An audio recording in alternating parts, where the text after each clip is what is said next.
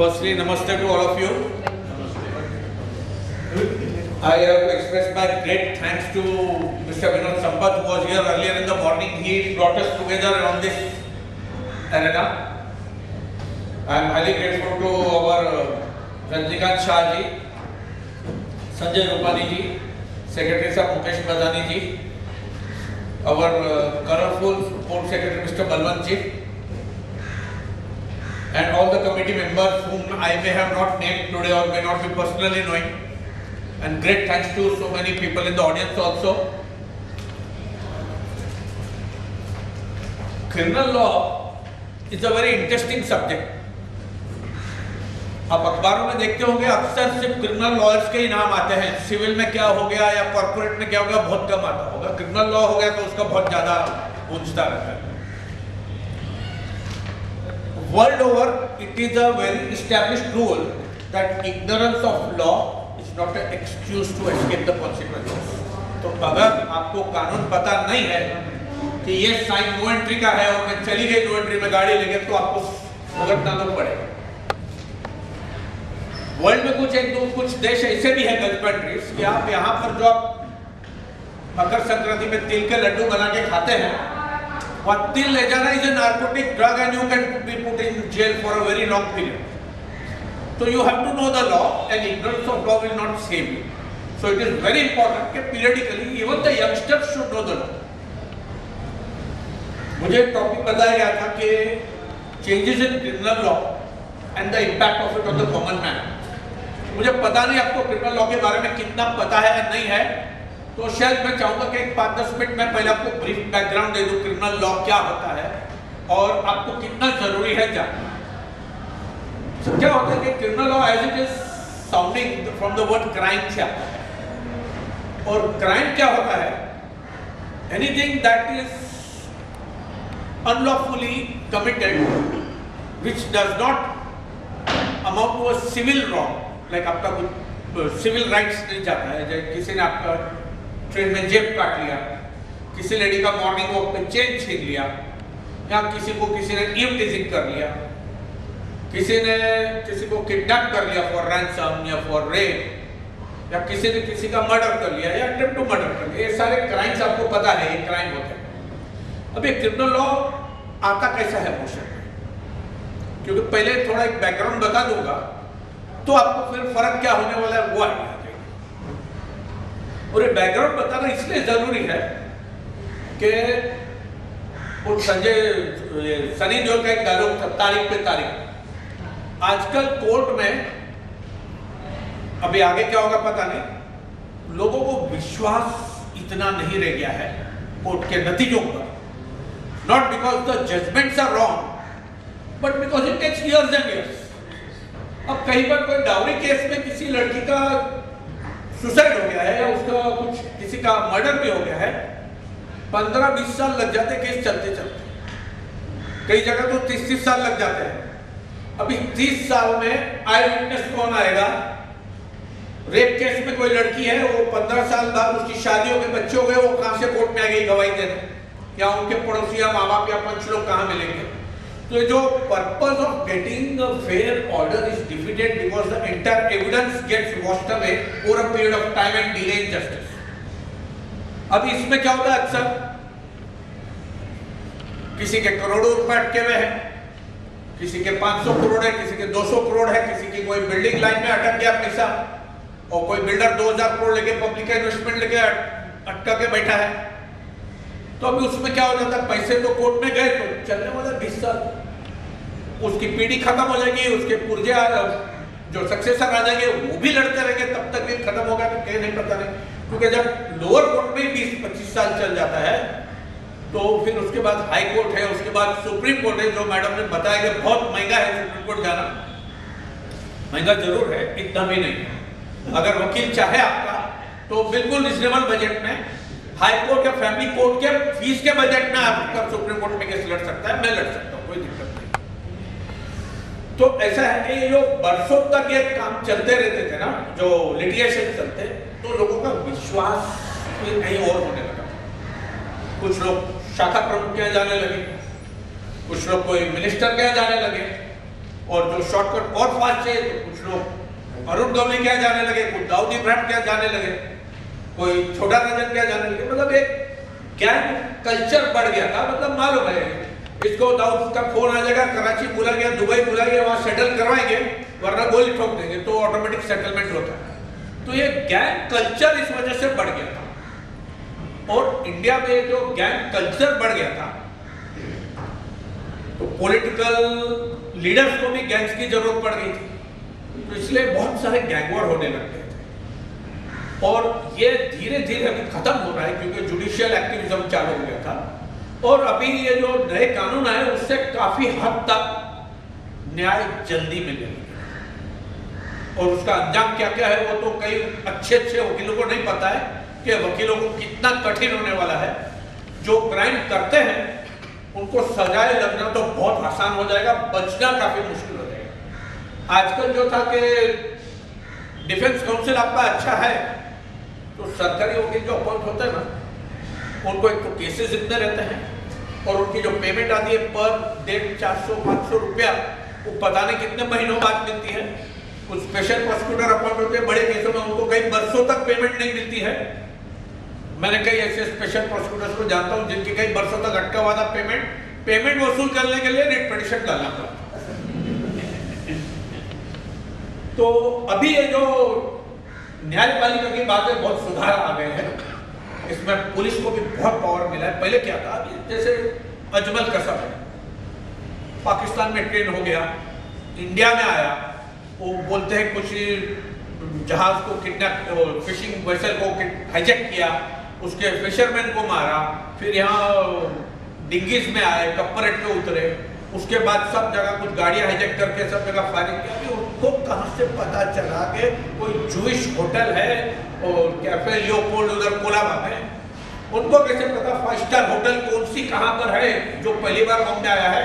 कोई ना कोई लोकल गाइडेंस थी उसके पास, पहले तो कभी आया नहीं था व्यक्ति। तो ये सारा 5-6 जगह एक रात में फायरिंग हो गई, इतना लोग मर गए, पुलिस वाले मर गए, तो इसकी जांच तो होनी चाहिए थी प्रॉपरली। जांच के लिए जो कानून में प्रावधान था वो था सिर्फ 14 दिन पुलिस कस्टडी।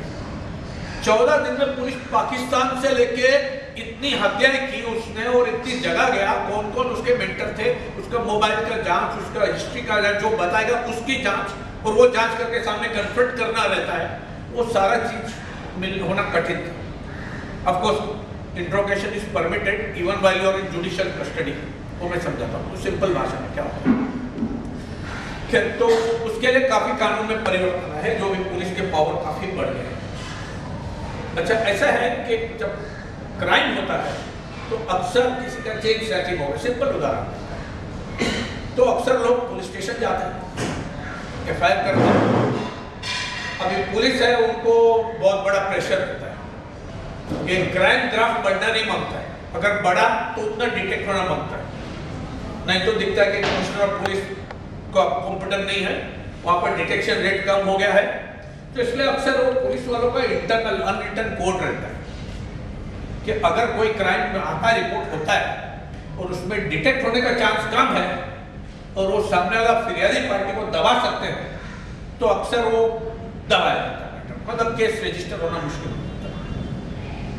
आप कभी कोशिश करके देख लीजिए कि जाइए, सर मैं ट्रेन में जा रहा था, मेरा किसी ने पॉकेट मार लिया और गिर गया पैसा और ये सब, तो पहला पूछेंगे क्या क्या था। अगर आपका पासपोर्ट या कोई डॉक्यूमेंट था जो आपको जरूरी है तो आप तो चुप नहीं बैठोगे, तो फिर आपका जरूर कंप्लेंट है। और अगर आपने बोला सिर्फ कैश थी तो बोलेंगे क्या था, क्यों था, चलो बना देते। और आपको गारंटी किया, आपने देखा किसी को लेते हुए? नहीं देखा। हो सकता है गिर गया हो कहीं भीड़ भाड़ में, गलती से आपने बोला, शायद किसी कंप्लेंट बना देंगे जो उनको कभी डिटेक्ट नहीं करती। पहले ऐसा होता था कि किसी की लड़की 12-15 साल की किसी के साथ चली गई, लड़की का मिसिंग कंप्लेंट डाल दी, कोई लड़का भी कहीं भाग गया घर छोड़ के मिसिंग कंप्लेंट डाल दिया। अभी उसमें अमेंडमेंट आया है कि अगर कोई माइनर है और मिसिंग है तो उसका किडनैपिंग केस रजिस्टर करना ही है। तो वो अच्छा परिवर्तन था पहले केसों का। अभी ऐसा होता है जब क्राइम पुलिस में रिपोर्ट होता है, रिपोर्ट होने के बाद आपकी एक FIR बनती है। वो सुना होगा आपने, FIR करके एक सीरियल मिलता था, first information report. First information report कई चीजों की होती है। It may be of a missing complaint, first information report could be of a non cognizable offence. Non cognizable offence क्या होता है? एक जेंट्स ने दूसरे जेंट्स को, पड़ोस में झगड़ा हुआ, किसी ने लाफा मार दिया, किसी ने गाली दे दी, वो नॉन कॉग्निजेबल। किसी ने गुस्से में आके किसी की गाड़ी का किसी ने कांच तोड़ दिया, किसी की खिड़की तोड़ दी बैट मार के, दरवाजे पे लात मार के डैमेज कर दिया, वो सारी चीजें नॉन कॉग्निजेबल ऑफेंसेस में आ जाती है। यही गाली अगर किसी ने टेढ़ी आंख से लेडीज को देखा तो कॉग्निजेबल ऑफेंस बन जाता है। तो एफआईआर हर एक को बोला जाता है जो फर्स्ट इंफॉर्मेशन रिपोर्ट, मतलब किसी गुनाह की पहली जानकारी जो आई है, वो मिसिंग कंप्लेंट मिलेगा, कुछ मिस हो गया है तो वो, अगर कुछ नॉन कॉग्निजेबल ऑफेंस है तो भी होगा, और कॉग्निजेबल ऑफेंस है जिसमें कॉग्निजेंस लेके उसको गिरफ्तार किया जा सकता है, जिसमें 3 साल से ज्यादा, 2 साल या उससे ज्यादा पनिशमेंट होती है, नॉन बेलेबल भी होते हैं। तो कॉग्निजेबल ऑफेंस पुलिस जांच करती है, नॉन कॉग्निजेबल में मैजिस्ट्रेट की परमिशन लेके, ऑर्डर लेके फिर कोर्ट में जाना। तो टेक्निकल चीजें आपके इमीडिएटली काम की। आप पुलिस स्टेशन चले गए, चेन स्नैचिंग का कंप्लेंट दिया, उसके बाद क्या होता है वो स्टेज समझाना जरूरी है। पुलिस एक इन्वेस्टिगेशन नाम की चीजें शुरू करती है। इन्वेस्टिगेशन में पुलिस अक्सर आपसे पूछेगी चेन आपने कहां से ली थी, सबूत क्या है, देखेंगे पढ़े लिखे घर की है, किसी की सीए की बीवी है या कोई वकील की बीवी है तो इतना नहीं पूछेंगे। अगर कोई काम वाली भाई हो उसका चेन चुके फोटो नांडला होता, बिल है का, ये है क्या, वो है क्या, और फिर बोल देंगे बिल नहीं रहा है, बता।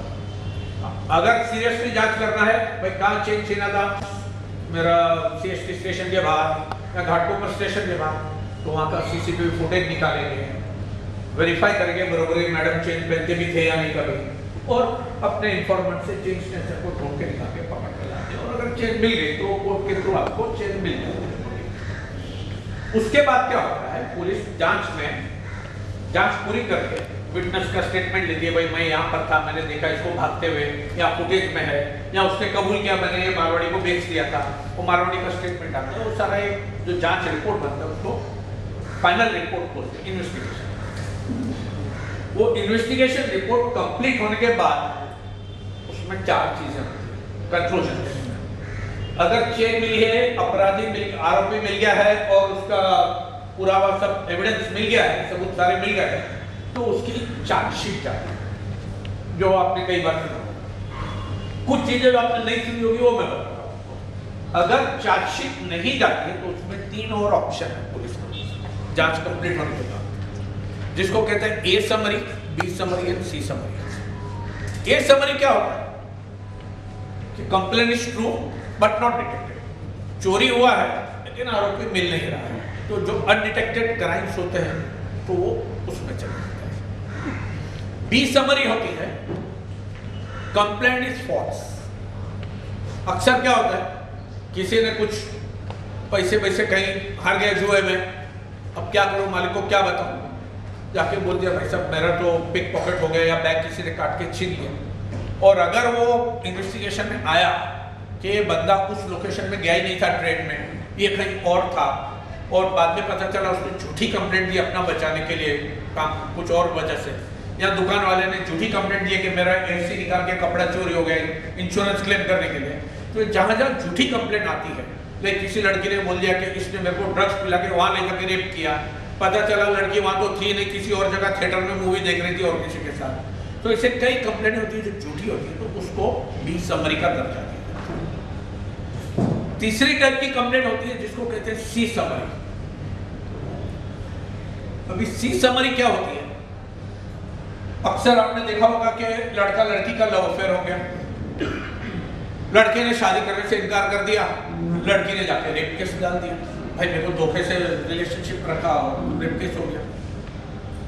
अभी पता चला वो रेप केस तो हो गया, लड़का गिरफ्तार हो गया, बेल पर भी आ गया, अभी सोचा इतना सब प्रॉब्लम हो गया है मैं शादी कर लेता हूँ, तो लोग ने शादी कर ली। तो शादी कर ली तो पुलिस उसका क्या करती है, लड़की बोल गया मेरा केस में कंप्लेंट नहीं आ गया, मेरी शादी हो गई, मेरे बच्चे भी हो गए, तुम जांच करते रहे हो, केस मेरे को लड़ना ही नहीं। एक और उदाहरण देता हूँ कि लाइक किसी ने बोल दिया कि साहब मेरे पास 12 लाख का गोल्ड था, मैं ट्रेन से जा रहा था, मेरा चोरी हो गया। पता चला कि उसकी औकात ही जिंदगी में आज तक उसने 2 लाख रुपए का भी एक साथ इकट्ठा नहीं किए थे, उसको कहीं से गोल्ड 1 लाख रुपए का भी नहीं था। तो कंप्लेंट कोई और वजह से झूठी कंप्लेंट लिखा रहा है, या तो कंप्लेंट लिखा रहा है तो गलत भी हो सकती है, सही भी हो सकती है। तो वो कई कंप्लेंट जो पॉसिबली राइट और पॉसिबली रॉन्ग होती है, जैसे वो रेप केस का उदाहरण दिया, तो it is classified as C summary. A, B और सी समरी होता है। A is true but not detected, B is a false complaint, मतलब गलत कंप्लेंट है, सी समरी है कि जो कभी सही भी हो सकता है, गलत भी हो सकता है एलिगेशन। अभी लेडी आके बोल देती है साहब मेरे को डाउरी कंप्लेंट करनी है, 490 डे का केस है, मैं 10 साल से शादी की हूँ, मेरे को पहले दिन से आज तक मार रहे थे, टॉर्चर कर रहे थे। अब वो 10 साल पुराना रिकॉर्ड तो आ नहीं सकता है, वो तो लेडी का वर्ड लेना पड़ता है। तो वो जो एलिगेशन है वो मे और मे नॉट बी ट्रू में चले जाते हैं। लेकिन अगर लेडी को मारा है 10 साल पहले भी और तभी उसने मेडिकल रिपोर्ट बना के अपने बैंक लॉकर में छुपा के रखी है, तो मेडिकल रिपोर्ट के आधार पे वो चीज साबित हो गई, टेक्निकली साबित हो सकती है और फिर वो प्रोसीडिंग के लिए जरूरी है। अब इसमें क्या है, पुलिस जांच करने के बाद ही रिपोर्ट डाल देती है। उसके बाद रिपोर्ट के बाद अगर कुछ और नया चीज आता है, लड़की बोलती है साहब मैंने शादी तो की, नहीं कर रही थी, मेरे को इसने केस से निकलने के लिए झूठी शादी की और अभी घर से निकाल दिया वापस, तो मेरा रेप केस दोबारा चालू कर। पुलिस क्या है, तो उसके लिए फर्दर स्टेटमेंट लेनी पड़ती है, कोर्ट की परमिशन लेनी पड़ती है, फर्दर इन्वेस्टिगेशन और कई सारी चीजें होती है। और अगर उसमें कुछ जैसे रेप केस हो गया तो उसमें स्पॉट पंचनामा बोलते हैं। पंचनामा क्या होता है कि 2 रिस्पेक्टेबल सिटीजन्स लेते हैं, उनको ले जाके घटना का पंचनामा करते हैं, मतलब डिस्क्रिप्शन बनाएंगे, वहाँ का मैप लेंगे, वहाँ पे कहाँ घटना हुई थी, वो लड़की को ले जाके बोलेंगे बताओ करके स्पॉट, किसी का चेन स्नैचिंग हुआ तो स्पॉट पंचनामा भाई कहाँ हुआ था, अभी चेन रिकवरी हुई है तो उसमें पंचनामा लगता है, भाई पंचों के सामने हमने रिकवर किया, इसने बताया मैंने ये मारवाड़ी को बेचा, इस मारवाड़ी का जगह दिखाया, मारवाड़ी ने उनके सामने दिया चेन। तो इसका एक प्रोसीजर था पंचनामा करना, वो बहुत टीडियस प्रोसीजर था। आप सब लोग यहाँ पर रिस्पेक्टेबल सिटीजन हो, मुझे नहीं लगता है पुलिस ने आप में से किसी को भी कभी भी पंच बनने के लिए बुलाया हो, क्योंकि किसको पड़ी है कि पुलिस के चक्कर में पड़े हो, किसी क्राइम में विटनेस बने पंच बन के, क्या लेना देना, बाद में कोर्ट जाना है और थैंकलेस जॉब है, उसमें कुछ न फीस भी दी है ना कन्वेंस भी तक, काम छोड़ के कोर्ट का समझ आगे जाना पड़ेगा, तो कोई जाता नहीं है। अक्सर पुलिस वालों के जो पंच होते हैं ना, वो मटके वाले, दारू वाले, गलत बेचने वाले, गलत पीने वाले या क्रिमिनल लोग हैं, यही पंच बनते हैं बेचारे, और ये लोग कोई पुलिस यूज करती है, वो सिस्टम ऐसा बना हुआ अभी तक। और इसमें कई बार केस छूट जाते हैं, कई बार ने 90%। मैं तो जब भी ट्रायल कराता हूँ अक्सर वो पंच उड़ा देते हैं हम लोग, क्रॉस एग्जामिनेशन में तो वीक हो जाते हैं। अगर उसका रिकॉर्ड नहीं किया तो पुलिस के लिए पहला अफसर हुआ या क्रिमिनल है, या वो बता नहीं पाए कि पुलिस उसको बुलाई कहाँ से, कैसा, वो बहुत टेक्निकलिटीज में उसकी वीक पहुंच आ जाती है और वो हम लोग उसकी क्रेडिबिलिटी खत्म कर देते हैं आर्गुमेंट के टाइम, क्रॉस एग्जामिनेशन के टाइम। अभी ऐसा है कि ये पंचनामा होता है, वो भी पार्ट ऑफ चार्जशीट जाते हैं, सारे विटनेस लिस्ट जाती है, सीज्ड आर्टिकल्स की लिस्ट जाती है चार्जशीट में, ये सारा जाता है। उसके बाद अगर फर्दर इन्वेस्टिगेशन करनी है कोर्ट की परमिशन लेनी पड़ती है, और नहीं तो अभी कोर्ट को इन्फॉर्म जरूर करना पड़ता है sir I am doing further investigation, और अदर साइड का ऑब्जेक्शन है, कोर्ट का ऑब्जेक्शन है, तो फिर वो बताना पड़ेगा क्यों कर रहे हैं। तो वैसा कुछ अक्सर होता नहीं है ज़्यादा फर्दर इन्वेस्टिगेशन में, पुलिस को टाइम नहीं है, ऑलरेडी इतने क्राइम्स पेंडिंग है, इतने केसेस पेंडिंग है, जुडिशरी में इतने केसेस पेंडिंग है, तो इनको शौक नहीं के बढ़ाते रहो स्टैटिस्टिक्स को। तो अभी क्या हुआ है नए कानूनों में, ये आपको क्राइम का बैकग्राउंड समझाएंगे, क्रिमिनल प्रोसीजर्स का। ये अलग बात है कि केसेस कन्विक्शन होने में 10-15 साल लग जाते हैं, विटनेस है या कोई गवर्नमेंट सर्वेंट है, पंच है, लाइक एंटी करप्शन केस में गवर्नमेंट सर्वेंट्स को पंच बनाना पड़ता है। अभी गवर्नमेंट सर्वेंट है तो यकीनन उसकी 40-50 साल उम्र है, 10-15 साल बाद उसका ट्रायल चला, विटनेस को आया, तो वो रिटायर होने के बाद सोचता मैं जाऊँ क्यों साहब पहले बार, घर वाले बोलते क्या जरूरत पड़ी है जाने की। अच्छा वो आया तो उसको कई चीजें याद नहीं रहती है, लाइक हमारे चेयरमैन साहब है, अगर उनको पूछेंगे साहब आप यहाँ पर जब 5 साल बाद चेयरमैन बनने के बाद 5वां साल हुआ था तो आपने कितने लोगों को मेंबर बनाया था, या कौन मेंबरशिप से रिटायर हो गए थे, वो आज तो ऑफेंड याद नहीं रहेगा, या किसी ने आके आपको कुछ पेमेंट के ऊपर डिस्प्यूट किया था या कुछ रिकवरी था बाकी कुछ था, तो कई चीजें याद नहीं रहती है। मुझे पूछेंगे कि आपने 1 महीना पहले कौन से कोर्ट में क्या आर्गुमेंट की थी, तो शायद मुझे भी याद नहीं रहेगी, जज को भी याद नहीं रहेगा कि उसने 15 दिन पहले कौन से जजमेंट में कौन सा पैराग्राफ टाइप किया था। तो ये जरूरी नहीं है सबको याद रहे। तो ये पुराने जमाने के जो लॉज थे, ब्रिटिश जमाने के, अभी तक चालू है फिलहाल, तो उनके अंदर ये सारी खामियां थी कि केस कन्विक्शन आना ही नामुमकिन होता। अभी गवर्नमेंट के ऊपर प्रॉब्लम आता था कि कन्विक्शन रेट दिखाओ बड़ा, तो क्या करते थे, छोटे छोटे केसेस है ना, किसी ने पुलिस के सामने दंगल किया, 1 दिन के लिए बंद कर दिया, किसी ने पटरी क्रॉस किया उसको पकड़ा, किसी ने रोड ट्रिप में गाड़ी डाल दिया पकड़ा।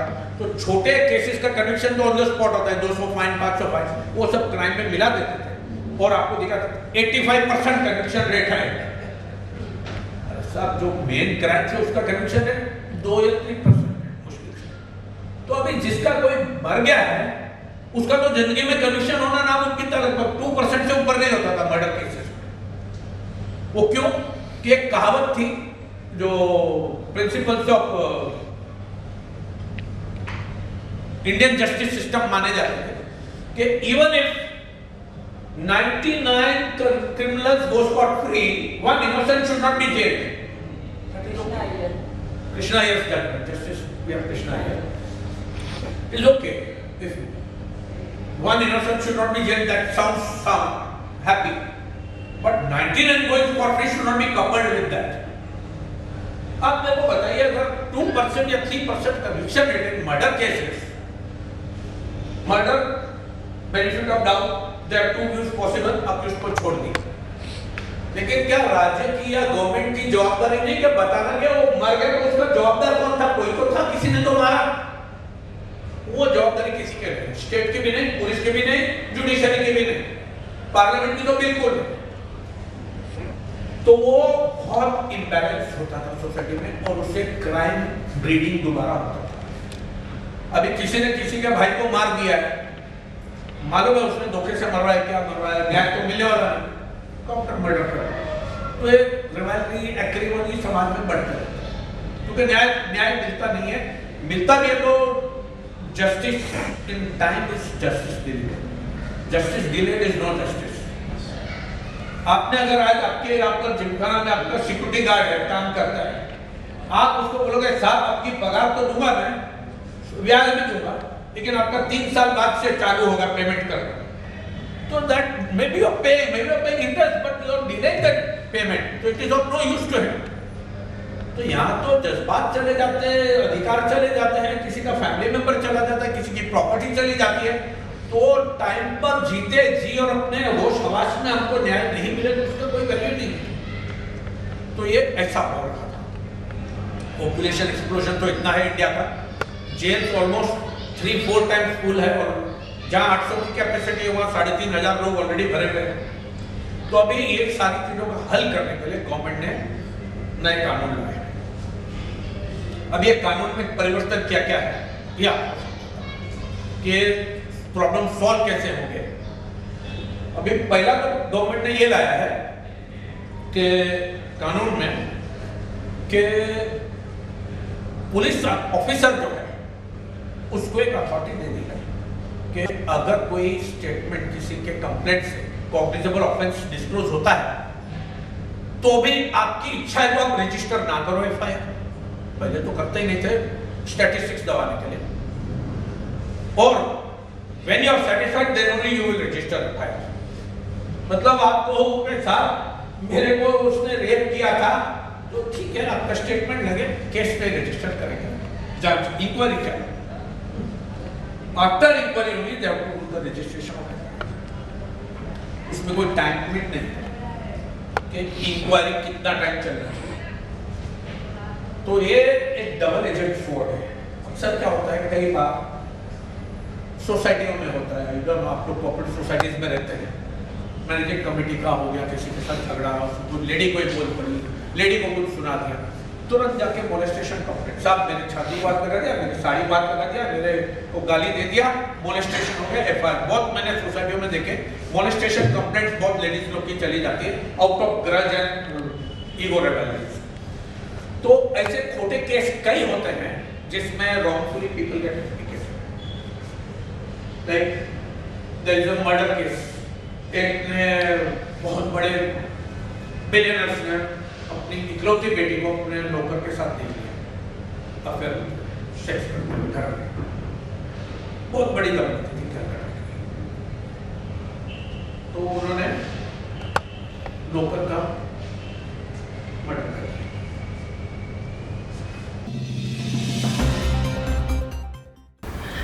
Hey everyone, Nausheen Ali Sardar here. I just wanted to take a moment and talk to you about something incredibly important, our rights as citizens.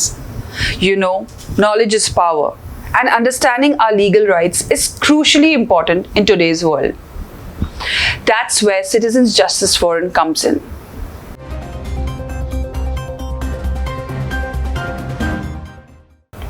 Citizens Justice Forum video channel is doing fantastic work empowering citizens by sharing valuable legal knowledge. They are dedicated to helping us understand the fundamental rights given to every citizen by the Constitution of India, from insightful discussions to breaking down complex legal jargon. Citizens Justice Forum is making legal information accessible to everyone. It's like having your own legal guide at your fingertips. So, if you want to empower yourself and stay informed and be aware of your rights, make sure to stay connected with Citizens Justice Forum. And don't miss out on their fantastic content. Subscribe to their channel now and let's build a community of informed and empowered citizens together. Knowledge is power, after all.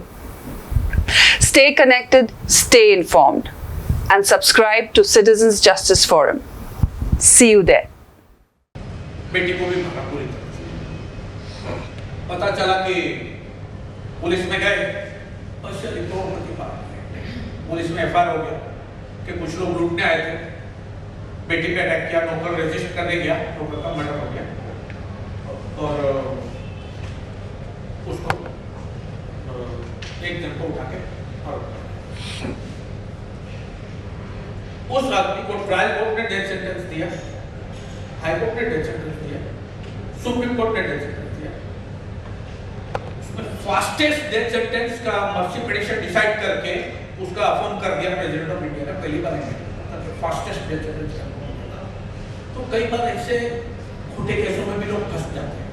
तो इसके लिए police का जो power है ना, police को फायदा होगा कि इंक्वायरी करें और किसी के दबाव में ना आए, पहली बात।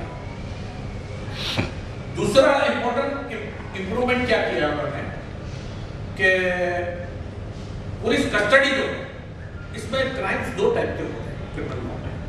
एक होते हैं हीनियस क्राइम्स, रॉबरी, डकैती, kidnapping, murders, rapes, gang rapes, forgeries, जिसमें भी 10 साल से ऊपर पनिशमेंट है या लाइफ में डेथ या 10 साल से ऊपर, they are classified as heinous crimes, serious crimes. अब ये जो सीरियस क्राइम्स होते हैं ना, उसके लिए इन्होंने क्या किया है कि सब में police custody up to 90 days is available. कितना? 90 दिन। पहले 14 दिन था, अब भी 90 दिन।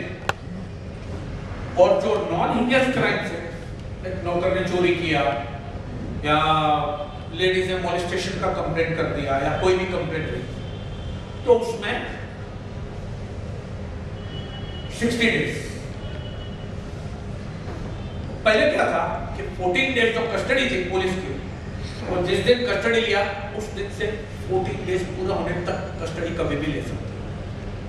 14 डेज के बाद दोबारा कस्टडी नहीं ले सकते। तो अभी उसको चेंज कर दिया। अभी पुलिस ने कस्टडी लिया तो magistrate can issue custody for not more than 15 days at a time, maximum 60 days for ordinary crimes, 90 days for heinous crimes. That is required, I feel that was required, क्योंकि बहुत difficult. कोई आदमी murder यहाँ करता है, जाके गुजरात में छुपता है, वहां पे किसी और से मदद लेता है, पुलिस वहां पहुंच जाती है, जाके बंगाल में छुप जाता है, पुलिस वहां पहुंचती फिर पंजाब छुपता है। पुलिस कितनी जगह जाके लोगों को अरेस्ट करे और लास्ट में उसको अरेस्ट करके लावे, तो सब लोग अरेस्ट करके इंट्रोगेट करने को टाइम लगता है। तो 14 दिन काफी लगते हैं, तो इन्होंने 90 डेज कर दिया। ये हो गया अरेस्ट वाला मामला। उसके बाद जो है पुलिस का पावर सर्च का दिया है, सर्च एंड सीजर। पहले जो आपको बताया प्रोसीजर का पंचनामा कहा जा रहा था, अभी वो पंचनामा का कोई जरूरत नहीं है। पुलिस अगर जाती है किसी के घर में, समझो चेयरमैन साहब है, डोंट माइंड द एग्जांपल, उन्होंने किसी पुलिस वाले को फ्री फंड की मेंबरशिप नहीं दी, या पुलिस को दारू पार्टी करने नहीं दी, या बोला नहीं हमारे घर में तुम्हारे को बकरा काटने नॉनवेज करने नहीं देंगे, या उनका वकील आके थोड़ा लड़ गया उसकी तरफ से, तो पुलिस को पावर है कि आपके और किसी के भी घर में घुस के, और वो घुसने नहीं दिया विदाउट वारंट, तो वो तोड़ के दरवाजा अंदर जाके सर्च कर सकता है विदाउट पंचायत विटनेसेस। कंडीशन क्या है कि he has to compulsory do video recording, preferably with a mobile। Police वालों के 4 जन आएंगे, आपका घर तोड़ के किसी का सर्च लेंगे, उसमें एक जन ने वहां रिवॉल्वर ही रख दिया और उसके बाद वीडियो रिकॉर्डिंग चालू किया, तो उसका गारंटी क्या है? ये नहीं लिखा कि बाहर से अंदर आने तक, अंदर से बाहर जाने तक पूरी रिकॉर्डिंग करो, ऐसा कहीं नहीं लिखा। तो एक बहुत डेंजरस चीज हो गई है। और ये वीडियो रिकॉर्डिंग जो है ना, आपको एक बात बताऊं, ये बहुत इजीली मैनिपुलेट हो जाती है। आर्टिफिशियल इंटेलिजेंस देख लो, आप लोग ने सबने या काफी लोगों ने क्रिश पिक्चर देखी होगी, और ऋतिक रोशन एरोप्लेन के व्हील पर बैठ के प्लेन फुल स्पीड में चल रहे हैं, वो सारा आर्टिफिशियल इंटेलिजेंस मैनिपुलेटेड वीडियो होता है। तो आर्टिफिशियल इंटेलिजेंस से इतना मैनिपुलेशन हो रहा है मतलब ये वीडियोस का डिजिटल प्लेटफॉर्म पर, कि फॉरेन में, अमेरिका में तो उन्होंने फिल्म स्टारों का आर्टिफिशियल फीचर्स बना दिया और एक्टर्स को कॉन्ट्रैक्ट बनाने लग गए कि your required only for 2 days shooting, this is the amount, rest contract में क्लॉजेस है, we'll use your artificial digital image and do all the things ये स्टोरी लाइन। तो पूरा यूएस में from lower rungs to the top Hollywood stars strike पर थे कई महीनों तक कि उसके ऊपर कोई बयान लाए हैं। तो इलेक्ट्रॉनिक एविडेंस जो है ना, बहुत मैनिपुलेटिव एविडेंस होता है, and it is very easy at least for the police when they are in uniform and with a gun in your house and with a power like this, it is very easy for them to misuse it if they want. Not all of them will do, but I'm sure lot of them will do because they have extreme power और भी parliament का दिया हुआ power है। तो इसके लिए बहुत डेंजरस चीज है जो पंचनामा का पावर दिया है, जो वीडियो रिकॉर्डिंग भले बोला है लेकिन वो बहुत इजीली मैनिपुलेट होता है। और उसके अलावा इन्होंने एक अच्छा काम किया है, that is improve the law of terrorism, definition of terrorism. आपने देखा होगा कि टेररिज्म के बारे में फॉरेन कंट्रीज में बहुत कड़क लॉ है।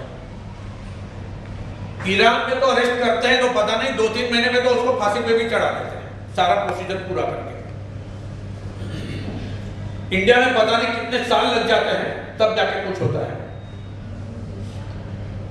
और टेररिज्म में जब आप देखेंगे, दो it is a big democracy, आपने कई जगह देखा होगा लोग कुछ भी स्लोगन ये चालू कर देते हैं,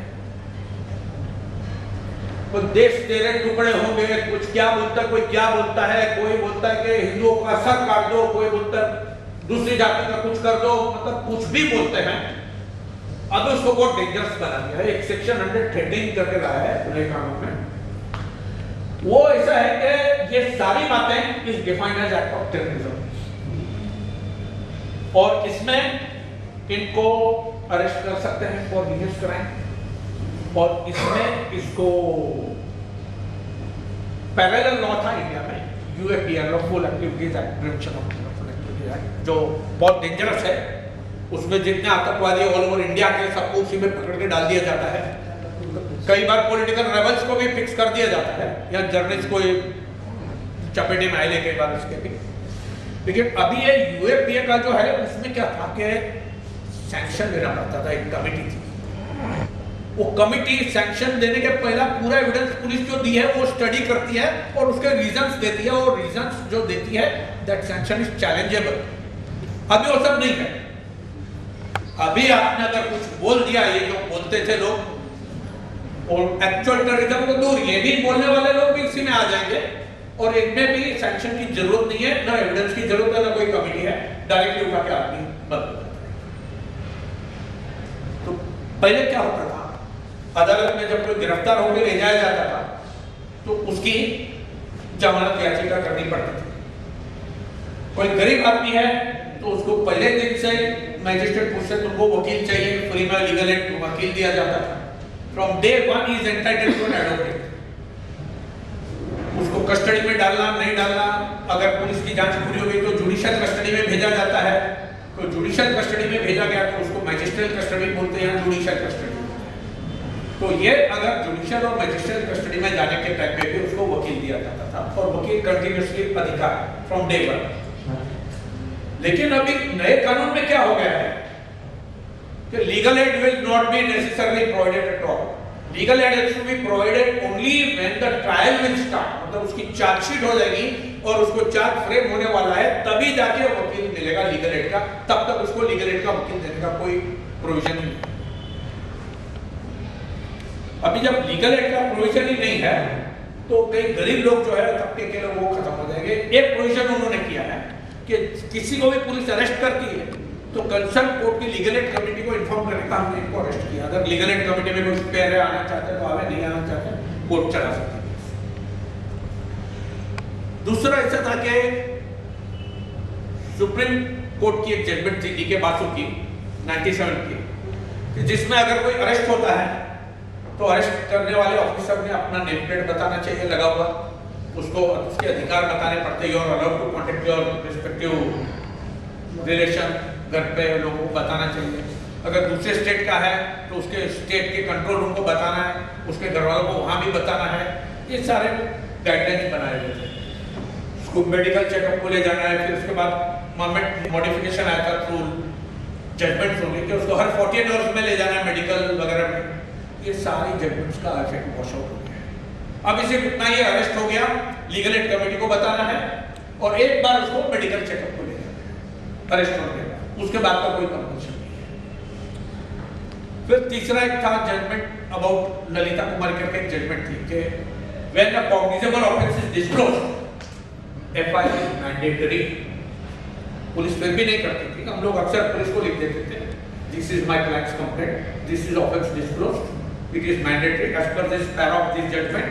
नहीं करोगे तो you are liable for contempt. इतना डाल दिया तुरंत एफआईआर होता था, और वरना कंटेम्प्ट का एक पिटीशन बना के डाल देते थे लीगल नोटिस पर। तो कोई कमिश्नर को फुर्सत नहीं पड़ी कि अपने सीनियर इंस्पेक्टर की लापरवाही की वजह से मैं जेल में कंटेम्प्ट का प्रोसीडिंग। तो ये सारे प्रोसीजर थे। अभी बात रही तारीख पे तारीख वाली बात। तो तारीख पे तारीख वाली जो बात है, पहले मैं बेल का बता देता हूँ। बेल में क्या होता है कि किस ग्राउंड पर बेल मिलता है अरेस्ट होने के बाद। पहला ग्राउंड यह रहता है कि पुलिस की जांच पूरी हो गई कि नहीं उस गुनाह के संदर्भ में। अगर उसका कस्टडी में जांच पूरा हो गया है लेकिन कुछ और फोरेंसिक से मंगाना रिपोर्ट, या उसका कोई अरेस्ट होना बाकी है, या विटनेस की कोई स्टेटमेंट बाकी है, उसने जिसको मारा था हॉस्पिटल में ही है, या उसका कोई रिलेटिव बाहर चला गया है डर के मारे, तो उसकी इन्वेस्टिगेशन और चार्जशीट फाइनल रिपोर्ट होना बाकी है, तो तब तक उसको कस्टडी में रखा है। और उसके बाद भी वो बाहर आके कोई गैंग का है, दहशत कर देगा, विटनेस कोर्ट में आएंगे नहीं, तो भी बेल नहीं दिया। और अगर ये सब भी नहीं है लेकिन बाहर छोड़ दिया तो उसका कोई अता पता ही नहीं है, उसका ठिकाना नहीं है, कोई उसकी जवाबदारी लेने वाला नहीं है, तो भी बेल नहीं मिलता था। और अगर ये सारी कंडीशंस है तो बेल मिल जाता था। बेल मिलने के लिए मतलब आसान हो जाता था। अभी क्या कर दिया है कि police can do further investigation without asking the court. अभी किसी को अरेस्ट कर लिया है, विमला जी आपको बहुत ध्यान से सुनना है चीज, कई पुलिस वालों को नहीं पता है, जिस दिन पता चलने लगेगा वो बहुत कठिन होने वाला है सबके लिए। जिस दिन अरेस्ट हो गया 15 दिन के अंदर गया, 20-25 दिन के लिए गया, और अगर उसकी जुडिशियल कस्टडी हो गई 30 दिन में, और उसकी जांच भी पूरी हो गई, रिपोर्ट भी डाल दी पुलिस ने, चार्जशीट भी डाल दी, और वो सब घर बार सब कुछ है, बेल के लिए एंटाइटल्ड है। हमारे पास आता है सर हमारा क्या है बेल है, हमने बेल डाल दी। ये स्टेज पर कंपल्सरी पुलिस का से मांगा जाता है कि आपको क्या कहना है बेल देने के। अदर सेक्टर से होना जरूरी है। पुलिस को पावर है वहां पर लिख के देने का सब हमारे को as per parliamentary law, new law, I can do further investigation which I am doing, and after 2 days I want him back in custody, क्योंकि मेरा 60 दिन पूरा नहीं हुआ है, 30 ही दिन हुआ है, तो और मैं 2 दिन बाद इसको कस्टडी में लेता हूं, आप इसको बेल मत दो। कोर्ट बोलेगा नहीं मैं आज दूंगा, 2 दिन बाद, ठीक है मैं आज ही कस्टडी में। और जब जब बेल के लिए जाएंगे तो पुलिस ये जो पावर ऑफ 60 days या 90 days है ये यूज कर लेगी, तो वकीलों को तो पता नहीं कौन सा स्किल यूज करना पड़ेगा कि वो बेल की आर्गुमेंट्स में कामयाब हो सके, क्योंकि इसके आगे तो जुडिशरी भी नहीं जा पाएगी। जब पुलिस का पावर ही दिया हुआ है पार्लियामेंट में और उनको अधिकार है जांच करने का, तो इम्पॉसिबल हो। अभी एक और इन्होंने किया है कि विटनेस स्टेटमेंट जो है उनकी वीडियोग्राफी की है कंप्लेनेंट की वक्त। अभी ऐसा है कि रेप केसेस है, कौन सी लड़की वीडियो पर क्लियरली बोल पाएगी, हम बोलने को जाएंगे। ब्राइड बर्निंग है, किसी को जला दिया है, वो हॉस्पिटल में पड़ी है, वो मर रही है, उसका पूरा 95% बॉडी जला है, तो उसको किस हालात में वो बोल पाएगी। पुलिस स्टेटमेंट बनाती थी, खुद ही बना लेती थी, एक मजिस्ट्रेट का साइन करती थी, स्पेशल एग्जीक्यूटिव मजिस्ट्रेट का, हाँ मेरे सामने बोल दिया, डॉक्टर ने बोला हाँ वो बोल रही थी, वो हो जाता है एविडेंस और वो सजा मिल सकती है। लेकिन अगर वो वीडियो का आगे तो मैनिपुलेशन थोड़ा कम हो जाएगा, लेकिन वो जो न्याय मिलने का चांस था वो थोड़ा कम हो जाता है। मतलब वीडियो का मिसयूज भी बहुत होता है पुलिस में। बोले कि साहब एक काम करो, तुम ये विटनेस बन जाओ, उस केस में तुम्हारे घर वालों को बनना पड़ता है। एक फेमस केस था 2001 में,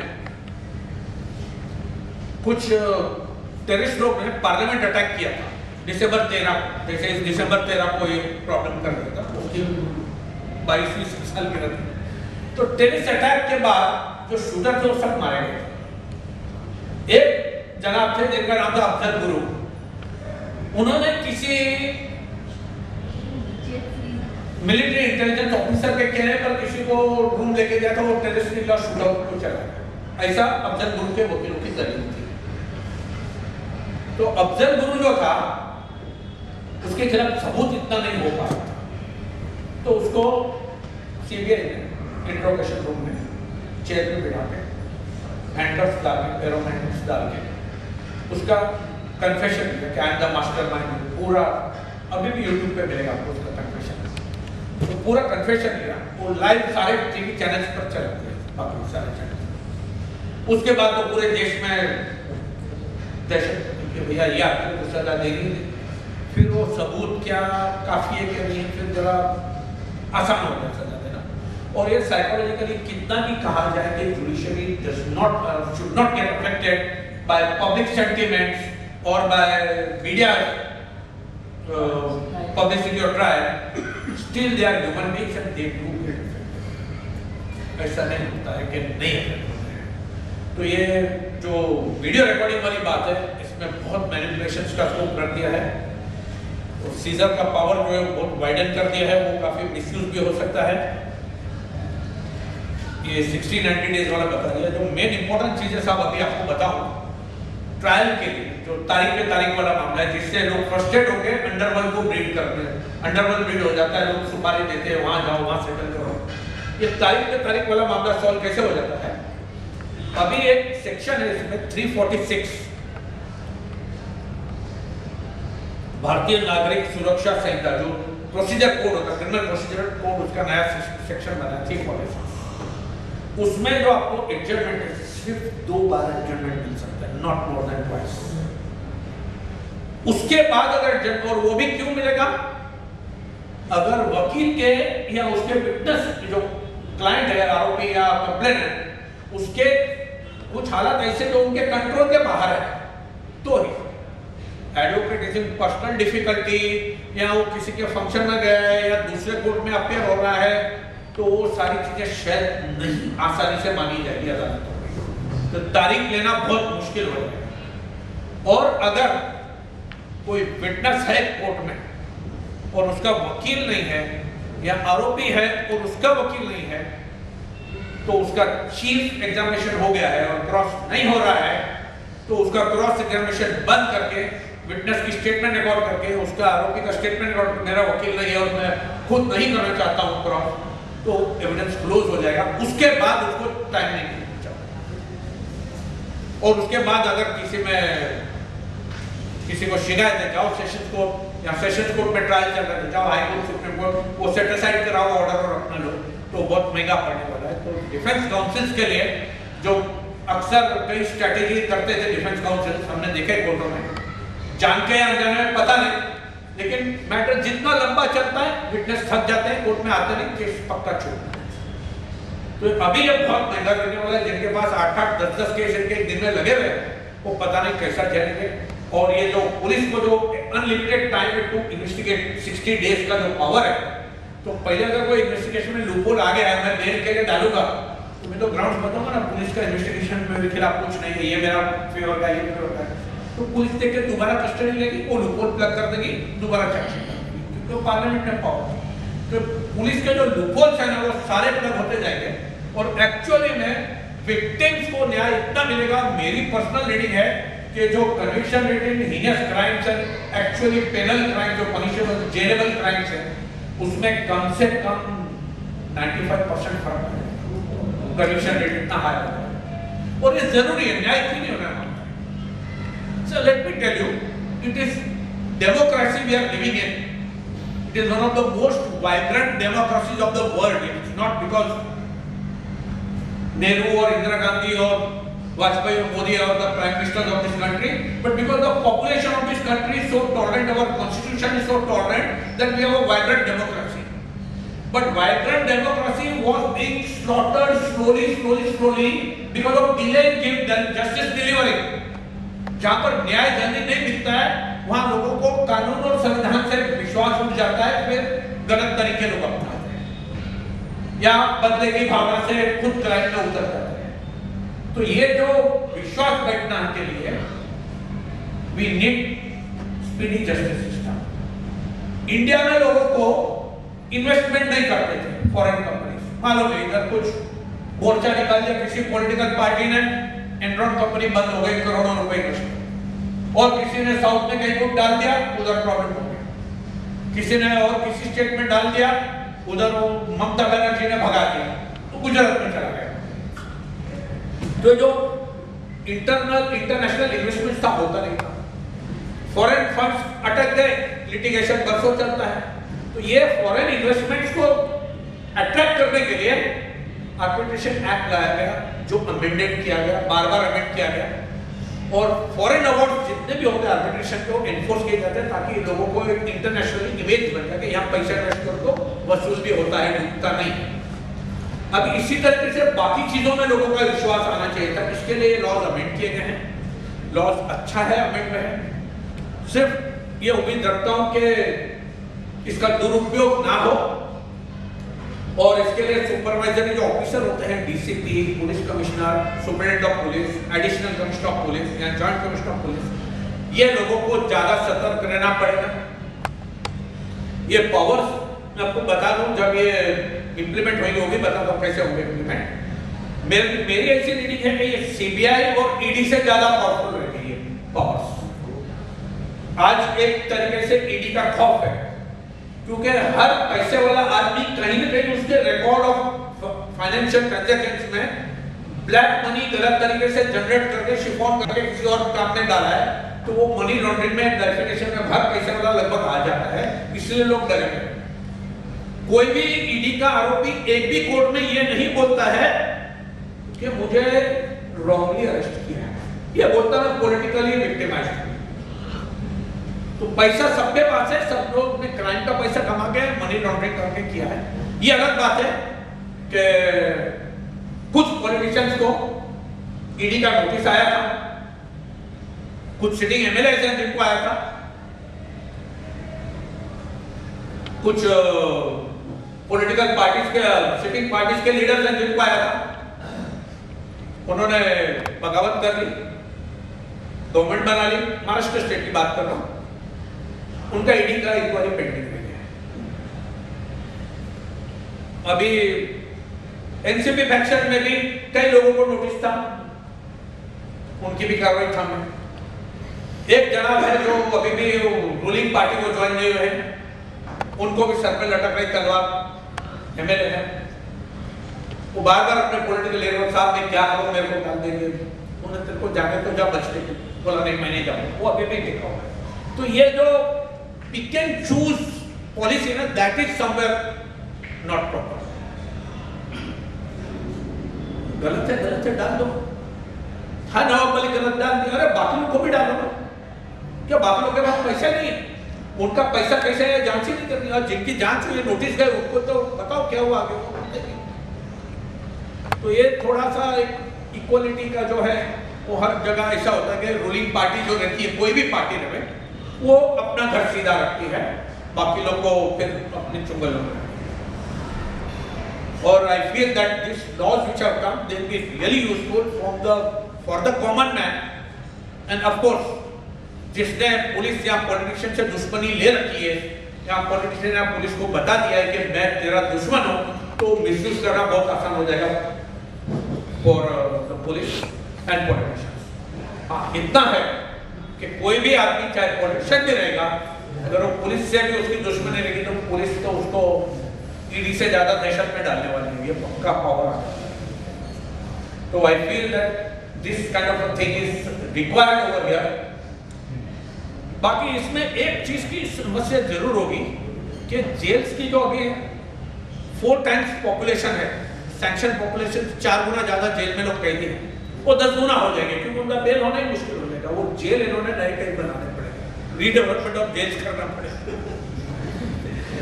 हाँ बाकी जो सिविलाइज सोसाइटी है उसके लिए बहुत अच्छा है, बहुत अच्छी चीज आई है ये।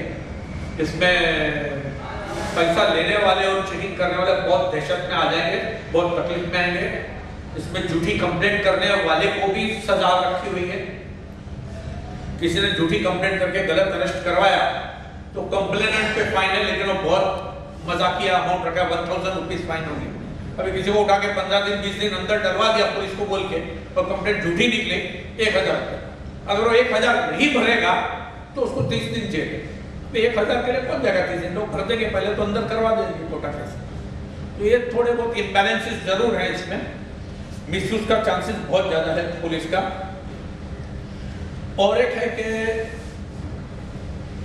एक अच्छी बात और है कि जब ये चार्जशीट होती है तो कोर्ट डिसाइड करता है कि केस चलाना या डिस्चार्ज कर देना। अभी ऐसा किया उन्होंने कि जो आरोपी रहता है, अक्यूज, उसको भी बोला जाए, उसका सुनना जरूरी है कि तुमको क्या करना है। हो सकता है पुलिस ने और कंप्लेंट ने मिलकर कुछ कागजात बना के डाल दिए हैं, लेकिन उसके पास और स्टर्लिंग एविडेंस है जो उसको बरी कर सकता है, तो लिटिगेशन चलाने के बाद उसका वही सुनवाई कर दो।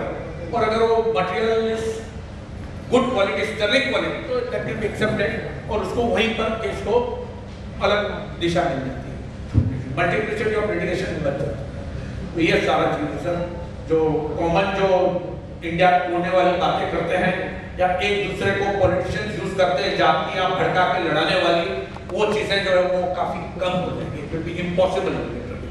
वो सेक्शन 113 ऑफ द भारतीय न्याय संहिता जो है न्यू आईपीसी होगा वो। अभी रही बात इम्प्लीमेंटेशन की, क्रिसमस डे पर तीनों कानून थे।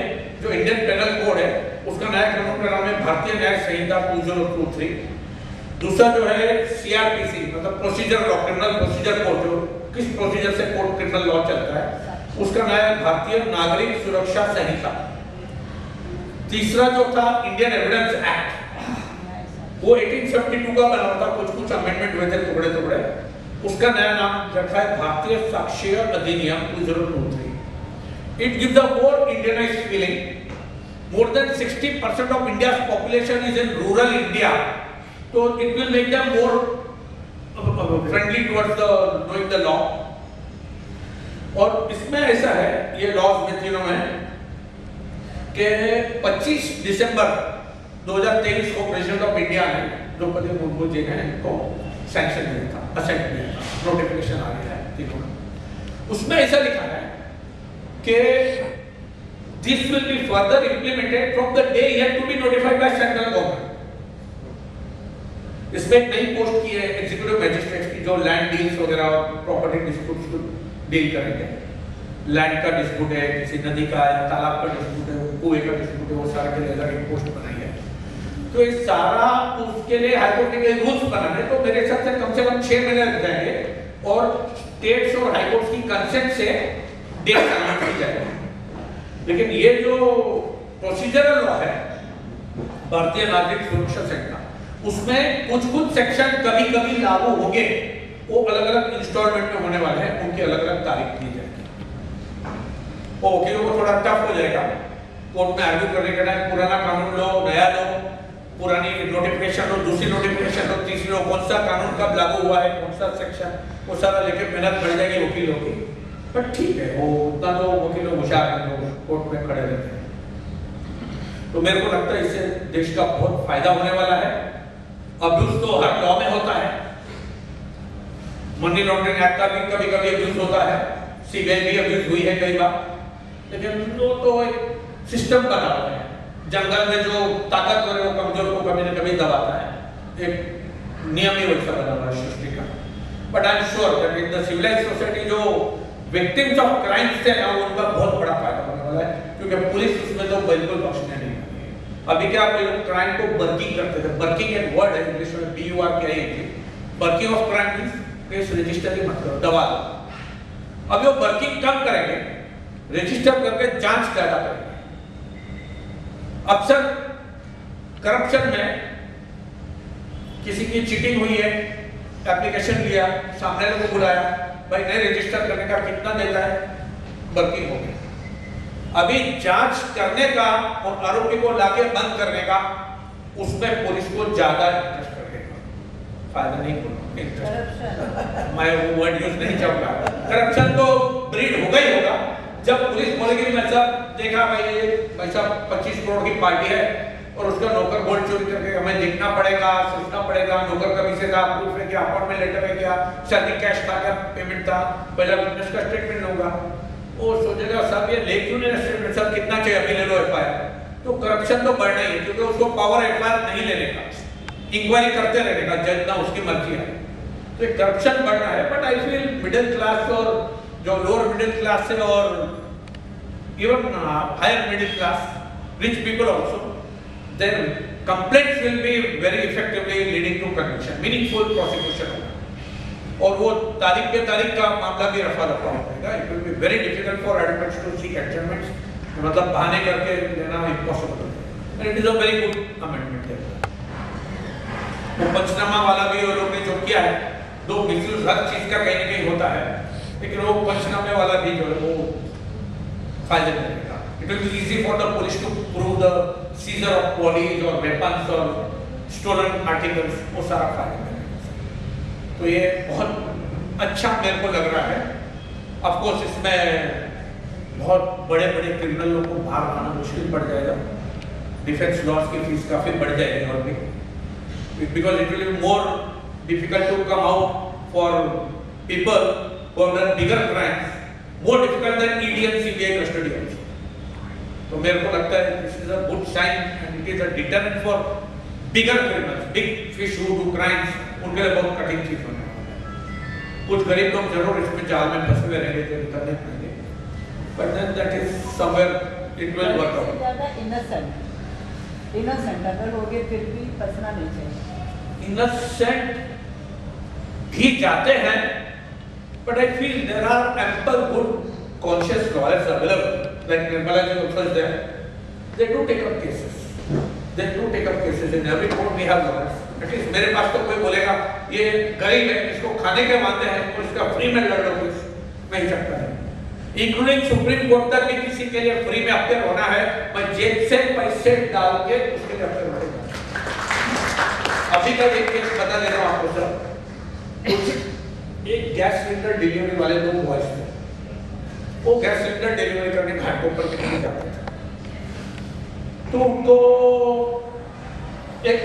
कोई लड़की थी गांव से, यूपी से शादी करके आई थी, और उसका पति कहीं दूसरी औरत को लेकर चला गया।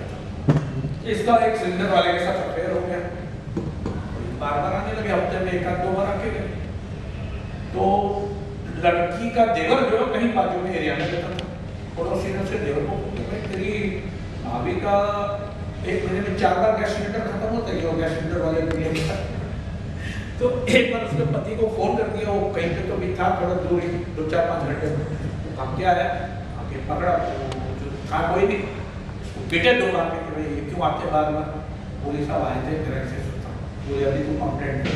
उसने चल के गैंग रेप की कंप्लेंट दी और फिर एक का था, दूसरा तो बाहर वॉचमैन गिर करता था, तो दोनों को गैंग रेप में डाल दिया और 70,000 की ज्वेलरी चोरी की, बैग से मारा, चाकू रखा, ये सब।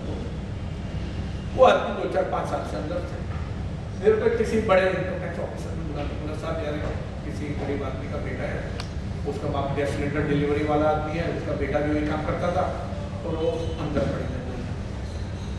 स्टडी किया केस, जब तक मैं केस लेके चलाने लगा, जो मेन जिसका अफेयर था वो एक लड़का था, उसका डेथ हो गया जेल के अंदर। अब इसके लिए हम लोग गए, तो उसने बोला साहब वो तो मेरे से एफआईआर के दिन ही 2 लाख मांग रहा था, मैं दे नहीं पाया, तो मेरे लड़के का भी नाम डाल दिया, जो बार वॉचमैन गिरी नहीं सकता। फिर उससे कोर्ट में गवाही देने का पहला 5 लाख मांगे थे, देखो ऐसा वो 5 लाख मांगे, सब रिकॉर्डिंग किया, उसने वीडियो रिकॉर्डिंग किया, ऑडियो रिकॉर्डिंग किया, उसको मिला के उसको बुला के मांगा, वहाँ पर वो विटनेस के सामने मांगा, सब कुछ किया, पुलिस कंप्लेंट किया, पुलिस ने कार्रवाई नहीं की, हमने कोर्ट को बताया, कोर्ट ने कार्रवाई नहीं की, हमने उस ग्राउंड पर बेल डाल दिया कि हमसे एक्सटॉर्शन हो रहा है, ऑडियो रिकॉर्डिंग है, सब कुछ बेल नहीं दिया। हाईकोर्ट गए, हाईकोर्ट ने भी रिजेक्ट कर दिया बेल। हमने बोला हमारे ऑडियो रिकॉर्डिंग प्ले करने को, तो जो प्ले करने का ऑर्डर दिया वो प्ले करने के बाद बेल रिजेक्ट हुआ, फिर हाईकोर्ट में रिजेक्ट हुआ, अब सुप्रीम कोर्ट है। हमने बोला सुप्रीम कोर्ट ऐसा अब तो ठीक है, हमारे ऊपर चार्ज है, हम लड़ेंगे, लेकिन उसके जो 5 लाख मांगे हैं, रिकॉर्डिंग्स है, विटनेसेस है, पुलिस ने स्टेटमेंट रिकॉर्ड की है, पुलिस ने कोर्ट में आके गवाही दी कि मैंने स्टेटमेंट दिया लेकिन केस नहीं है, तो हमको इसको आरोपी बनाना है। एक सेक्शन है 319 सीआरपीसी के, अगर केस चलते हुए कोर्ट में गवाही किसी की आती है जिससे कोई नया एविडेंस आ जाता है, तो उसको आरोपी बनाया जा सकता है, भले पुलिस ने नहीं बनाया। तो सुप्रीम कोर्ट ने उसको बेल दिया, वो मैंने जेल से पैसे खर्च किए, उसको बेल दिया और ऑर्डर में ये भी लिखा कि उसका जो 319 सीआरपीसी का एप्लीकेशन पेंडिंग है जिसमें वो एक्सटॉर्शन कर रहे हैं, तो उसमें काफी समय लग जाएगा केस को चलाने में, इसके लिए इसको बेल देंगे। वो 319 का ऑर्डर दिया, उसमें फिर हम सेशंस को साहब अभी इसको 319 का ऑर्डर निकाल के इसको आरोपी बनाओ, पकड़ के लाओ, हस्बैंड वाइफ को जो भी थे उनके 5 लाख मांग रहे थे, लड़की और उसका हस्बैंड मांग रहे थे, दोनों की रिकॉर्डिंग है, दोनों का सबूत है उसके खिलाफ। सेशंस को रिकॉर्डिंग लिया, ट्रांसक्रिप्ट लिया, 65 की सर्टिफिकेट आता है, this is my recording, I have done it on my mobile वगैरह, एक मैंडेटरी सर्टिफिकेट होता है इलेक्ट्रॉनिक एविडेंस के लिए, वो दिया सब ये बोलते नहीं हम उसको आरोपी नहीं बनाएंगे। अब हाईकोर्ट गए, हाईकोर्ट में पिछले हफ्ते सुनवाई हुई, हाईकोर्ट ने सरकारी इतना सब मटेरियल है, सुप्रीम कोर्ट ने इसकी दखल लेकर बेल दिया है, तो तुमको क्या स्टेट को तकलीफ क्यों होनी चाहिए? बोला बताओ कि 2 तारीख को रखा है, तो शायद ये महाराष्ट्र का या इंडिया का पहला केस होगा कि किसी गैंगरेप केस में कंप्लेनेंट लड़की और उसका पति उसी केस में आरोपी बनने वाला, जो कि शायद केसेस ऐसे हुए हैं लेकिन क्रॉस एफआईआर होते हैं, सेंट्रल मिनिस्टर का हो गया था, वो लड़की एक्सटॉर्शन करने के लिए वो भी आरोपी बन गई अलग केस में, फिर वो दोनों का रफा दफा हो गया, बस उनका कॉम्प्रोमाइज हो जाता है कई बार। तो ये जो उसी केस में आरोपी बनाना, ये नया लॉ पॉइंट था कि अलग केस क्यों चाहिए, उसी केस के दरमियान ही मांग रहे तो उसी में बनवा लो, क्योंकि सुप्रीम कोर्ट की ऐसी लैंडमार्क जजमेंट है कि अगर कोई क्राइम होता है केस इन्वेस्टिगेशन में, ट्रायल में, कभी भी during the course of that case और crime any other crime is born out of that, then it has to be investigated and tried in the same case. आपको एक अच्छा केस का example बताता हूँ। हमारे मोटा भाई हैं अमित भाई शाह, होम मिनिस्टर साहब, उनके ऊपर एक केस हो गया था when Congress was in power, Sohrabuddin encounter case, very famous case. उसके बाद कुछ समय बाद उसकी औरत कौसर भी, उसका भी कहीं पे डेथ हो गया। उसमें आई विटनेस था बंदा, जिसको बोलते आई विटनेस था, जो सोहराबुद्दीन को लाके कुछ पॉलिटिकल लोगों से मिलाया था या पॉलिटिशियंस का कुछ काम ऐसा एलिगेशन था। वो प्रजापति जो था विटनेस, उसको लगा के सर दोनों को मारने में मेरे को भी पुलिस ठोक देगी, तो अभी क्या करने का, इसने जाके कोई केस में अपने आप को राजस्थान में अपने आप को अरेस्ट करवा दिया और ऐसा वहां अंदर हो गए। अभी Gujarat SIT special investigation team Rajasthan पहुंची सीबीआई के पास, सीबीआई और ये सब इंटरस्टेट पुलिस मिलके प्रजापति को गुजरात के केस में ला गए। अभी एज यूजुअल राजस्थान पुलिस के कस्टडी में जब गुजरात आ रहे थे, तो राजस्थान बॉर्डर के अंदर दिखाई गई, हाँ हुई भी नहीं शायद, मैं था नहीं देखने को, कि प्रजापति कस्टडी से भागने को गया, पुलिस ने हमला किया, पुलिस ने एनकाउंटर करके अभी उसमें केस वहां रजिस्टर हो गया। अमित शाह साहब ने काफी बड़ी वकील की, सुप्रीम कोर्ट तक मामला गया। सुप्रीम कोर्ट की एक भूमिका रही, ये सारा मामला सोहराबुद्दीन केस से जुड़ा हुआ है। Second FIR first it will be investigated and tried in the first FIR. तो जब एक स्टेट का मामला दूसरे दिन दूसरे केस में मर्डर और दूसरे आदमी का मर्डर होता है, उसी चेन में कंटिन्यूटी में नहीं हो रहा है, वो जाके जेल में पड़ा, जेल से लाने के बाद पुलिस पे हमला करता है, उसका केस रजिस्टर हुआ है, क्रॉस केस पुलिस ने किया है और उस एनकाउंटर में मारा जाता है। और वो केस में बताते वो भूगत एनकाउंटर था, उसमें अमित शाह को आरोपी बनाते हैं, तो वो केस एक ही में चलेगा, अलग नहीं चलेगा। तो हमने वो सारे ग्राउंड लिए थे। तो अभी हाईकोर्ट 9 तारीख को उसका फैसला करेगा। लोग ऐसे गरीब लोग के कभी-कभी केस आते हैं, दिखता है कोई खोटा फंसा हुआ है, उसका कोई नहीं है आगे पीछे, फादर लास्ट स्टेज कैंसर में, उसका बाप गैस आदमी हो गया, गांठों पर नहीं है।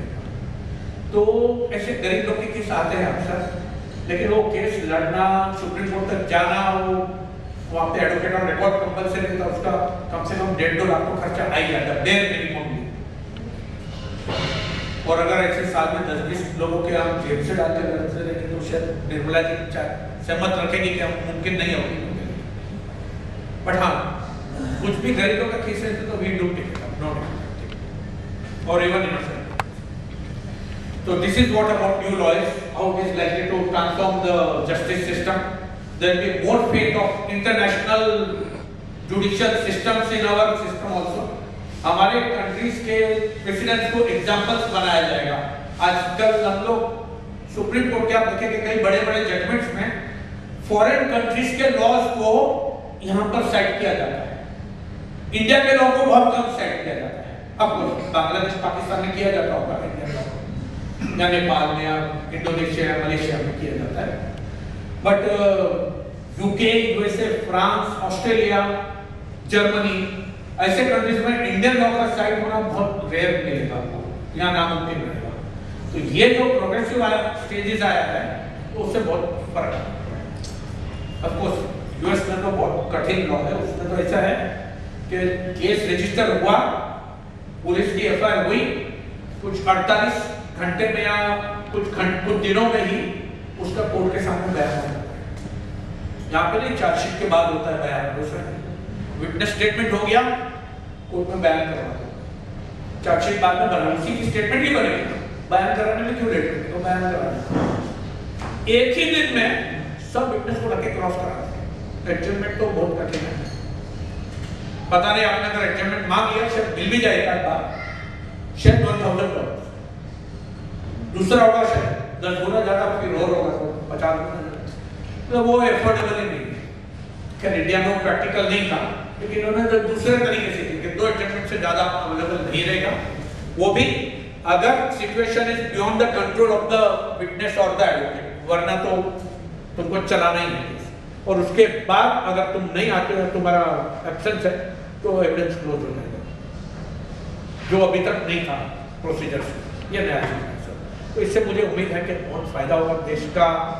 I am not a political party worker of any party, but it is important that we should get justice also. Not only one innocent should not go to jail, but also 99 people should not get away who are culprits. That should be the formula. If somebody has been murdered, innocent should not be going to jail.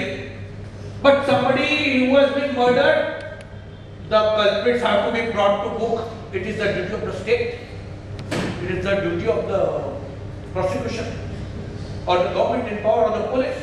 And the courts to see that somebody was there who killed. He did not get murdered. So why leave it unsolved? So you have to check it. That's all for the day.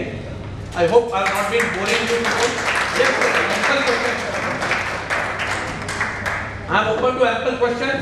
Even after today, I will give you my number. You can call me and ask me questions on phone also. Provided after quota was done. Thank you very much, sir. It was very interesting. Once a wise man said, as you rightly say, if you want to rule a society of people, a group of people, maybe a country, make sure they don't get justice. We can make them slaves, as rightly said by you. And this, जो light इन्होंने डाला इसके ऊपर कुछ भी question है तो they are available. Sir, फिलहाल हमें खाली patience की बेटा जो है very happy. Thank you, sir. Should I ask you first or should I ask her? Anybody? She, ladies first. Just recently, I mean, you have finished. And just for out of curiosity, I wanted to ask you, ये जो new amendments वगैरह आए हैं इसमें जो Indian Penal Code जिसको हिंदी में भारतीय दंड संहिता कहते हैं, उसका नाम जो है बदल के न्याय संहिता हो गया. तो all other acts and laws which are other than the criminal law, उनका ultimate aim तो न्याय ही होता है. तो इसका नाम न्याय संहिता रख के what is the purpose behind it? Why the proper translation of penal and dand is not done here? Is there any ulterior motive behind Very, very logical and a very good question. This affects 150 crore population of India. This question affects. Now I'll point out why it is like that. It was Indian Penal Code earlier. मतलब आप crime करो, सजा आपको मिलनी है, penalty मिलनी है, penalty लगनी है आपको. इसका ये निष्कर्ष होता था कि आपको पनिश किया जाएगा. लेकिन ब्रिटिश के जमाने का जो लॉ था और अपना जो इंडियन कोर्ट्स का जो जुरिस्प्रूडेंस था कि one innocent should not go to jail even if 99 get scot free, crooks get scot free. उसमें जो था ना बेनिफिट ऑफ डाउट का जो रूल ज्यादा चलता था. जो एक्चुअली जो क्राइम किए हुए हैं, जो रेड हैंड पकड़े गए हैं, उनको भी कन्विक्ट करना काफी मुश्किल हो जाता था. वो अभी चेंज हो जाएगा. अभी जो जांच का जो दायरा है, पावर है, पुलिस का इन्वेस्टिगेशन का पावर है और पुलिस को फर्दर इन्वेस्टिगेशन का पावर, कस्टडियल इंट्रोगेशन का पावर, पंचनामा में जो मॉडिफिकेशन का प्रोसीजर आया है, ये सारी चीजों से कन्विक्शन रेट बढ़ जाएगा. और कन्विक्शन रेट अगर बढ़ता है और जो आरोपी जिन्होंने क्राइम किया उनके खिलाफ गुनाह साबित करने में पुलिस का पावर 99% बढ़ जाएगा. तो यकीनन जो शिकार हुए हैं उस गुनाह के या उस क्राइम के या विक्टिम्स हैं, उनको न्याय मिलेगा. इसके लिए इसका नाम बदल के न्याय संहिता रखा गया होगा, ऐसा मेरा मानना है. But it suits that because it is going to be more of getting justice to the victims then allowing the 99 to go scot free. और benefit of doubt to accused, it will be impossible to get doubt, क्योंकि evidence ही इतना तगड़ा आएगा आज के बाद, ये इनैक्टमेंट होने के बाद जो 4-6 महीने जाएंगे मेरे को लगता है, क्योंकि all high court will have to frame some local rules. इसमें क्लॉजेस है, they to frame rules how to implement it under their jurisdiction. They have to appoint executive magistrates and various other technicalities are there. तो ये जो बात है, इस वजह से मेरे को लगता है कि ये न्याय संहिता जो वर्ड है, I am not supporting the politician और their agenda, but the purpose of this naming is very apt because it is going to get justice to the victims and it will be good for everybody in India, excepting maybe some crooked politicians who will be finding it difficult to come out on bail. That's for sure. But sir, you also say that जंगल में हमेशा ताकत और का ही जोर रहेगा. तो how is those two things of seeking justice for the maximum people and also negating the jungle में ताकत और का लोग है, how does equilibrium can be achieved through this amendments? This is a small difficulty, rather a major difficulty which has been left open in the law. There is no procedure to punish a police officer for wrongful action against the common man. Like for example, if there is somebody, a politician, he wants your land, you are not selling it. He will tell the local SP, तेरा posting मैंने किया, इतने लाखों कमा रहा है per month, वहाँ पे एक ऑफिसर भेजो, उसके फ्लैट में ड्रग्स रखवा दो, कोई टेररिस्ट के अकाउंट से उसके बैंक में पैसा डलवा दो, रेड मार के पंचनामा बना के सीज करके अंदर डालो. Police has got wide powers. There is no way you will be able to check the mighty using the powers against the weak. Then for this again there will be a lot of re-jiggling, rather exercising and going up to Supreme Court for protecting human rights and interpretation of the law, जो के बहुत कठिन हो जाएगा. It will be like very difficult for the lawyers to take every step to Supreme Court and get again guidelines laid down, again some PLs to be filed for protecting human rights, and there will have to be guidelines for punishing the officers. Without any guidelines being there, courts are punishing. Like there was one professor, he had tried to send some obscene pictures to one girl student. So he was called to a police station. उसके खिलाफ एक FIR था molestation का, outraging modesty का, which is punishable with 5 years. Music teacher था कुछ तो he was called Tardeo police station he was called, he was arrested, and his lawyer came down immediately to the duty officer. कोई lady officer थी, madam, you cannot arrest him, you have wrongly arrested him, release him on bail, because there is one Supreme Court judgment of Arnesh Kumar. उसमें ऐसा है कि जिस भी case में 7 साल तक की सजा है, तो you need not arrest the person. Of course, there is a rider that if there is a reason to believe that releasing him will hamper the investigation and he may be a nuisance further, then you can arrest him. But this law is not studied well by the police of Bombay. Neither the police commissioner or the legal machinery has trained them that this clause has to be kept in mind. वो भाई साहब ने arrest तो कर दिया, वकील आ गया उसका, you are not wrongly arrested, 5 years punishment only, please release him. एक लेडी ऑफिसर थी ड्युटी पर, जास्त शांतपदी करायचं नाही, नाहीतर तुझा पण हे करून टाकेल मी. वकील बोला मी तुला उद्या सकाळी कोर्टात खेचू. तो लेडी ने डर के मारे एक स्टेशन डायरी बना ली, ऐसा है कि मेरे को धमकी दिया, वकील आया था ऐसा. अब यो रात को उसको ले जाके लॉकअप में डाल दिए, सुबह कोर्ट में ले जाना. तो वकील ने उसको मिला, 5 मिनट समझाया, बोला सुबह हम तेरा ऐसे डाल रहे कोर्ट में, हाई कोर्ट में रिट पिटिशन डाल रहे हैं कि यू आर रॉन्गफुली अरेस्टेड. वो उसने बोल दिया कि बोल देना खाली कि मेरे को लॉकअप में जाके मेरे कपड़े उतार के नंगा करके मेरे को मिसट्रीट किया था, इलट्रीट किया था. ऐसा कोई करता नहीं है पुलिस लॉकअपों में, जेल में भी नहीं होता. हालांकि जेल में काफ़ी कुछ होता है, लेकिन ये चीज़ नहीं होती. तो उसके वकील ने सुबह सुबह जाके हाईकोर्ट में रिट पिटिशन डाल दी, habeas corpus, produce him, he is wrongly taken in custody, he should not have been arrested. High court चिढ़ गया, 7 years पनिशमेंट है, उससे कम है, और उसको अंदर डाल दिया और उसको नंगा भी किया. वकील तो उसको रात को मिलकर चला गया, तो उसको कैसा मालूम नंगा, तो उसने डाल दिया पिटिशन में, नंगा किया, कपड़े उतारे, ये सब. Petition file by the wife, बोला keep it today afternoon. Senior inspector को बुला, सीनियर इंस्पेक्टर को बोला you file affidavit, will deal with you later. बोला उसको you file your affidavit. Bigger consult किए, without knowing that why the thing was to be done, he had to recover the mobile. Mobile दे नहीं रहा था, mobile recovery करने के लिए अरेस्ट करना पड़ा, उसके लॉकर में से कहीं से लेना था, कुछ था, तो मोबाइल में फोटोज निकालने थे, वो डिलीट कर देता था, तो उसके लिए उसको गिरफ्तार कर. वो सब बताया नहीं, एक सिंपल सा रिप्लाई डाल दिया, बोला no you call your DCP to file affidavit. DCP ने भी एफिडेविट डाल दिया, कुछ बरोबर डिनाइल आया नहीं. हाई कोर्ट ने बोल दिया, उसको उसी टाइम छोड़ तो दिया दोपहर को कस्टडी. वो बोला we are release him today morning only on bail, वो पुलिस ने बोल दिया.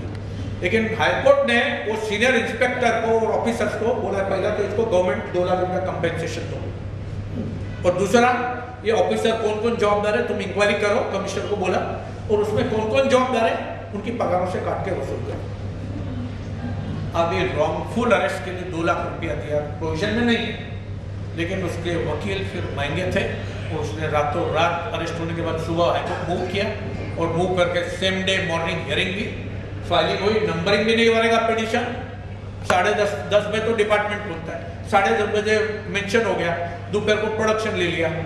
तो ये इतना फास्ट होता है. आपने देखा होगा केस सलमान खान का भी,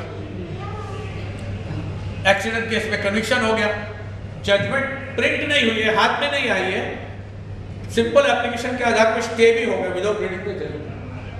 of course it is called justice, but then शायद आपोर में जाएंगे, इतना आसानी से नहीं ले पाएंगे, कन्विंस नहीं कर पाएंगे court. Sir, I have a question. Appointed by the ruling party. So they have a say. Beg your pardon? Bureaucrats, IAS officers are appointed by the ruling parties. There are fish in the market who are aligned to the political parties. The big nexus political parties or fishes. I don't think. I think it's a very clear message. And they have their own say. With this, how effective will this new criminal justice system will be effective? I give one example. I have got a matter in Bombay High Court, notice of motion. There was one very famous judge who undertook the notice of motion till late night. I'm not getting the name. Kathawa. Justice Kathawa. Yes, absolutely. Today, almost 6 years have passed. Very serious notice of motion is not being heard.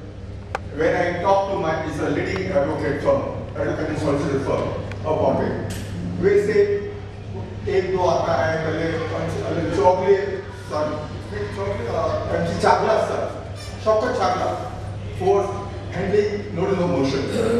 I was told that only एक दो आता है, ज़्यादा चलता नहीं है. Once it appeared, when my counsel appeared, it didn't reach. It was something 59, 60 number. And you have to pay for the council also. Absolutely, absolutely, and very high fee when leading counsel, and 6 years, and it's a criminal case. I give one simple example. It's a trust matter, prime land in Bombay, South Bombay, 10,100 square feet. 10,100 square feet prime land. The person becomes a trustee, it's a trust property, person becomes a trustee with a fraud document. This I understood from the property card. The document submitted is a fraud one. I will not name it. Is an ex-municipal DMC chief. His document is filed, and the person becomes a trustee with a client, with a associate with the defendants. The complete property is sold off. Now imagine, and I tell you, once it comes up, it will be big show in the newspaper. I believe so. Is there any forgery case registered?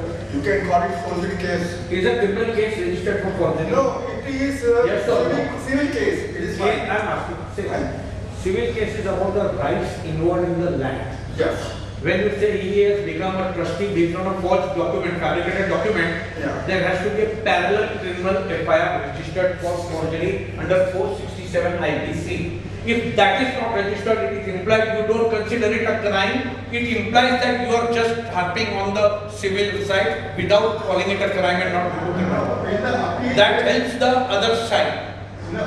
in the appeal, we have mentioned that the judge should go in for if I took the matter, this matter, how the person becomes trustee and how the property should go. Pardon me. Judge is not supposed to do that job of going into the matter to see how it is done. It is you who has to say that it is forgery, and if you say the word forgery anywhere in your evidence in High Court or in your proceedings, then it has to be justified by going to a criminal law first. If you have not registered FIR, means you don't consider it a crime at all. You are just talking forgery but not wanting it to be called a crime. So your case is at the threshold on a very weak platter. No, but how about the civil case? Civil matter. Civil right has to be based on a forged document. Forged document cannot be decided by a court of civil law. It has to be decided by a criminal law. Unless you invoke it parallelly and get it established as a forged document, that document remains there. That sanctity remains. It will be impossible for you to, rather near to impossible for you to prove it to be a forged document. I will see you later. Judge's job is not to go into it. It is your job to go to the police and lodge an indictment. Even now it is not late, because for forgery the punishment is life and the limitation is forever, because life imprisonment is there for that section 467 IPC. Why your law firm did not inform you to lodge a FIR is a puzzle.